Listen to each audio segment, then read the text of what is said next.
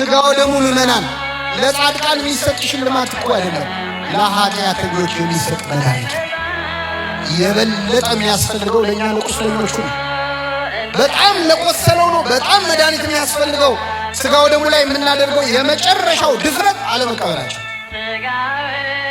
መድኃኒት መጥቶ አለመቀበል እንዴት ለመድኃኒት ክብር መስጠት ሊባል መጽሐፈ ነገሥት ላይ ታዩታላችሁ እንጂ ከእሱ አትበሉም የተባለ አንድ የረሃብ ዘመን ምግብ ነበር። እንደዛ አረግነው የክርስቶስ ስጋ ማለት እስመ ኃያላን ተብለን ይሸኘዋል።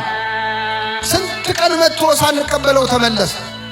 ሰርግ ደግሳችሁ እስቲ እዚህ ከተማ ሰርግ ደግሳችሁ የከተማውን ሰው ሁሉ ጠርታችሁ ሰው ሁሉ ነጭ ለብሶ መጥቶ እየሰማችሁ ነው።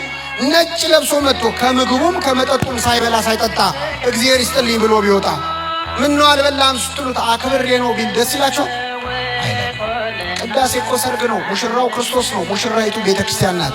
ምግቡ መጠጡ ስጋው ደሙ ነው። የክርስቶስ ክብሩ ስጋው ደሙ መቀበላችን ነው። ስጋው ደሙ ማክበር ማለት አይኔ ኃጢአተኛ ነኝ ካልክ ለዛ እኮ ነው ተቀበል እየተባልክ ያለው። ስጋውን ደሙን ተቀብለን ብንበድለውም ደግሞ ይምረናል አይምረንም?